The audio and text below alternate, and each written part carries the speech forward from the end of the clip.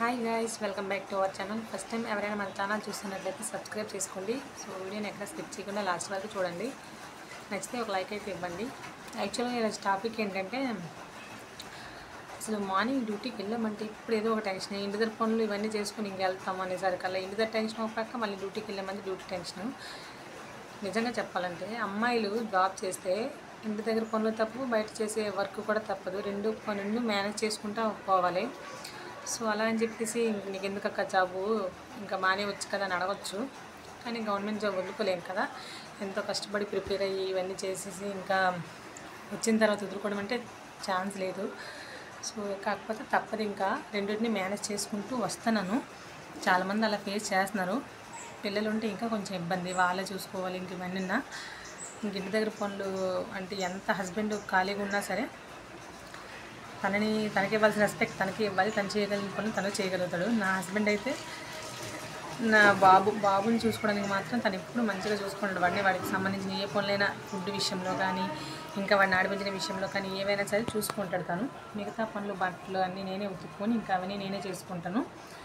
మిగతా ఏ పనులు కూడా బట్టలు ఉతకడం కానీ, గిన్నెలు తోమడం అని మా ఆయన చెప్పను. వంట కూడా ఎప్పుడైనా నచ్చితే మా ఆయన చేస్తే, లేకపోతే నేను చేసుకుంటాను. అలాని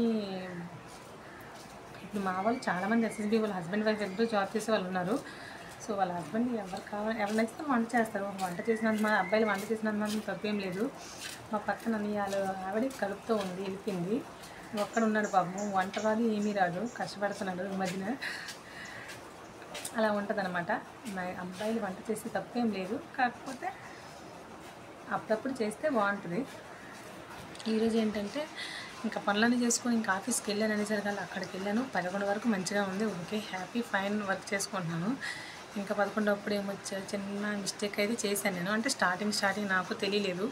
సర్వీస్ బుక్లో కొన్ని నాకు స్టార్టింగ్ కదా నాకు తెలియదు. సో కొంచెం ఎంట్రీ అంటే తప్పు ఎంట్రీ ఏం చేయలేదు. కింద నుంచి అదే మీదకి ఆగే పీచ్ అయిపోయింది అనమాట. కిందకి అలా రాశానంట. అయితే ఎవిడెన్స్ కోసం అని చెప్పేసి మా ఫ్రెండ్ దగ్గరికి పంపించాను సర్వీస్ బుక్స్ని. తెలుసు నేనే ఇచ్చాను అవన్నీ. అయితే మన తెలుగు ఒక అన్నయ్య ఒరిస్సా దగ్గర అన్నయ్య తీసుకెళ్ళాడు. ఒరిస్సా అన్నమాట అన్నది, తెలుగు వచ్చు. అన్నయ్య తీసుకెళ్తే ఫోన్ చేసి ఏమే 2-3 సర్వీస్ బుక్లు ఇట్లా చేసావు చెల్లి, ఏట్లా రాసావు అన్నాడు. అంటే అప్పుడు కొంచెం భయం వేసింది. అమ్మ మా హెడ్ క్లాస్ సార్ మళ్ళీ ఏమైనా అంటారు కదా అని చెప్పేసి.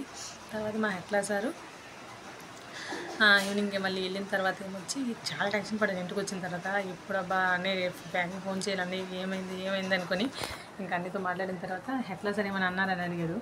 ఏం అనలేదన్నయ్య కానీ అన్నాను. తర్వాత ఈవినింగ్ మళ్ళీ ఆఫీస్కి వెళ్ళేసరికి హెడ్ క్లాస్ సార్ వచ్చారు. శ్రావంతి రైటింగ్ అంతా బాగానే ఉంది, హ్యాండ్ రైటింగ్ అంతా బాగానే ఉంది, కానీ ఇంత ఓపిక ఉంటుందా ఆడు, నువ్వేంటంటే డబ్బులని ఒకవైపు మ్యాటర్ తక్కువైపు అలా రాస్తే టక్ టక్ టక్ టిక్ కొట్టుకొని వెళ్ళిపోతాడు అని చెప్పేసి మా సార్ అన్నారు. ఇంకేం అనలేదు. అంత పేషెన్సీ ఆడికి ఉండదు కదా అని చెప్పేసి అట్లా అన్నారు. సరే సార్ ఫస్ట్ టైం కదా నాకు తెలియదు, నేను ఇంకా ఎక్కడి నుంచి ఇలా చెయ్యను సార్ అని సారీ సార్ అని చెప్పేశాను.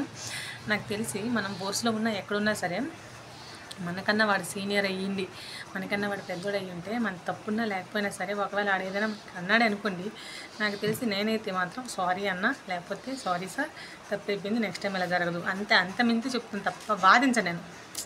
తప్పునది లేకపోయినా సరే వాడు నాకు అంటే నేను వాదించింది దాని గురించి. ఎందుకంటే సర్లే సీనియర్ అంటే అన్నాడు ఇంకా అని చెప్పేసి పట్టించుకుని పెద్దగా. సీనియర్ అంటే ఒక మాట అంటాడు, తప్పు లేదని చెప్పేసి నేను ఇంకా ఏమన్ను, వాదించను, మ్యాక్సిమం ఎవరితోని వాదించను. అయితే సారీ సార్ ఇంకా నెక్స్ట్ టైం ఇలా జరగదని చెప్పేసి అనుకోండి, ఏం ప్రాబ్లం లేదు. ఇంకా ఆడు కూడా సైలెంట్గా ఉంటాడు మన తప్పు. అయితే ఇలా చేయన తర్వాత మళ్ళీ ఇంటికి వచ్చిన తర్వాత మళ్ళీ ఇంటి దగ్గర టెన్షన్, అదే పని మీద మళ్ళీ ఇంటికి వచ్చిన తర్వాత మళ్ళీ మా ఆయనకి చెప్పాను, మా ఇలాగ అయ్యింది ఏంటి అనేసి. ఈవినింగ్ కొంచెం జాగ్రత్తగా చూసుకో, కొత్త కదా నీకున్నా అని చెప్పేసి అక్కడ నా పాత బెటలు ఒకసారి నాతో పాటు చేస్తున్నారు. హెడ్ కానిస్టేబుల్ అయినా శ్రవంతి నీకు కొత్త కదా, నీకు తెలియదు, వాళ్ళు ఇంకందుకు ఏమనలేదు అని చెప్పేసి అట్లా అన్నారు. ఇంకా సర్లే అందరూ ఒకలాగా ఉంటారు కదా శ్రవంతి, ఇక్కడ కొంచెం బెంగాల్ పార్షియాలిటీ ఎక్కువ ఉంది అని చెప్పేసి మా సార్ అనేసారు. అనేస్తే అవును సార్ అని నేను అనేసాను. ఆ తర్వాత ఏమొచ్చి ఇంటికి వస్తాను ఇంకంతే. అలాగ అయ్యిందనమాట ఈరోజు సిచ్యువేషన్. అసలు యాక్చువల్గా భయంగా చేయాల్సి వస్తుంది. ఫోర్స్లో ఉంటే మనము ఇంకా బయట పనులకి ఇంటి పనులకి ఇవన్నీ టెన్షన్ మన మైండ్లో ఉంటాయి. అది ఏది చేస్తామో తెలియదు, అలా ఉంటుంది అనమాట. ఒక్కొక్కసారి నాకైతే ఒక్కొక్కసారి ఏదైనా టెన్షన్ ఇంటి టెన్షన్ ఏదైనా అయ్యింది అనుకోండి, బాగోపోయినా లేకపోతే ఇంటి పరిస్థితి బాగో నా మైండ్ బాగోకపోతే అక్కడికి వెళ్ళి నేను ఏదో ఒక మిస్టేక్ కంపల్సరీ చేస్తాను.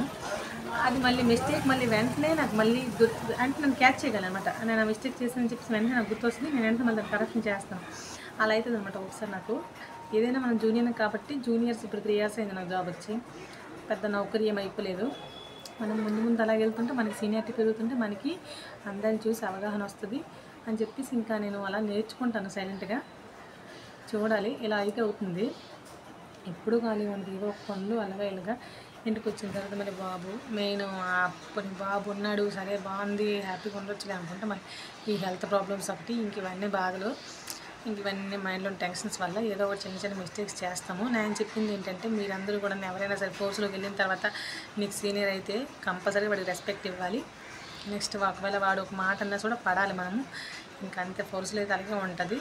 మనకన్నా మామూలుగా ఫోర్స్లో కాకపోతే పెద్దోళ్ళు అయితే, మనకన్నా పెద్దోళ్ళు అయితే నేను మ్యాక్సిమం అంతే, ఇంకెవరైనా సరే ఫోర్స్లోనే కాదు బట్ ఫోర్స్లో అయితే ఇంకొంచెం ఉండాలి. ఎందుకంటే కన్నా వాడి సీనియర్ మనకన్నా ముందు వచ్చినాడు.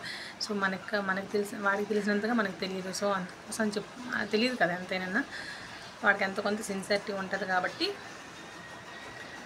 ఇంకా మనం దానికి యాడికి చెప్పడానికి నో చెప్పడానికి ఏం లేదు. కొంతమంది ఉంటారనమాట వాదిస్తూ ఉంటారు అలా ఉన్న సార్లతోనే, పెద్ద పెద్ద సార్లతో వాదించడం అలా చేయకూడదు అసలు. వాదించుకుంటారు, మా ఫ్రెండ్స్ కూడా చాలామంది ఉన్నారు అలా, నేను చూశాను.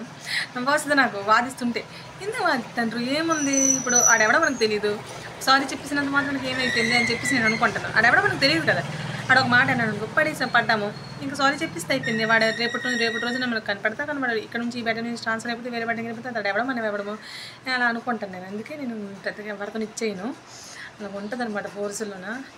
కానీ చాలా భయపడ్డాను అసలు. అమ్మమ్మ ఎట్లా సరే ఏమంటారు అని చెప్పేసి ఎంత భయపడ్డానంటే తెలీదు. ఇంటికి వచ్చిన వెంటనే మళ్ళీ అన్నీ ఫోన్ చేశాను, ఏమైందని ఇలా మేడం ఫోన్ వచ్చిందంట అలాగేలాగంటే ఎట్లా సరికి ఎవరో ఫోన్ చేశారు అక్కడ నుంచి ఫ్రంట్ ఇయర్ నుంచి అంటే ఏం కాలేదులే 2-3 సర్వీస్ పిల్లలకి వస్తే నేను మళ్ళీ కరెక్షన్ చేశాను ఆడికి అని అన్నాడు.